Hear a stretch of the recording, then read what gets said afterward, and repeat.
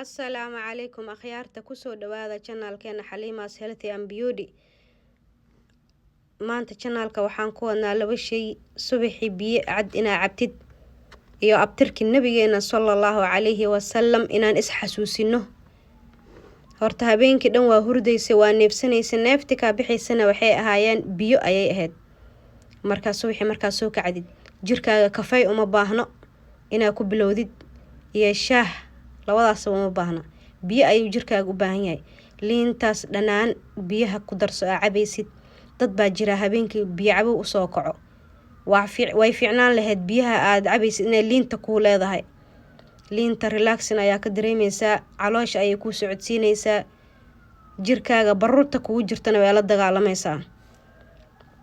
Marka biyaha aad cabaysid liinta ku darso waa waxaan soo tijaabiyay oo aan soo arkay waana ka helay hadda markasta waan isticmaalaa liintaas. Marka abtirka nabigeena sallallahu alayhi wasallam horta qof kasto bini aadan laba shay ayaa muhiim u ah inta uu nool yahay inuu xifdisanaado oo qalbiga uu ku hayo labada shay hadaad quraanka xifdisantahay waa fil alxamdulillah hadaadan xifdisaneen abtirka nabiga sallallahu alayhi wasallam iyo asmaa'ullaahi husna 99 ka magaco ilaahay leeyahay marna ha ilaabin memorize garee mar walba xasuusno oo xifdi labada shay hadaa quraanka kariimka ku dari kartana waa ma sha Allah yaa heli karo. Marka abtirka nabiga 3 nooc ay culimadu u kala qaadeen 3 qayb hal qayb ayaa la ansixiyay marka qaybtaas ayaan anigu xifdiyay ma sha Allah waan garanayaa taas ayaan noo akhrinayaa.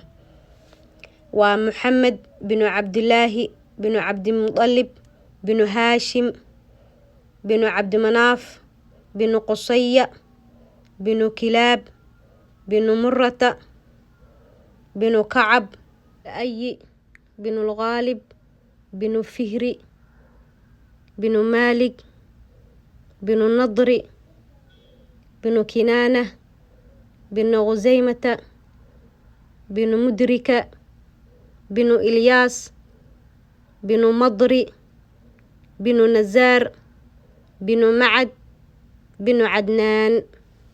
وإنتاس kitaabka abtirka nabiga ku qoran yahay wakaasa raxiiqul maqtuum ayaa la yiraahdaa asagoo qoraal ahna wakaasa qaybtaas awal ee ku qoran tahay waaye qaybta culimada ee saxiixisay insha Allah aan ku dadaalno abtirka nabigeena inaan xifdino waad ku mahadsantihiin walaalay daawashadiina thanks.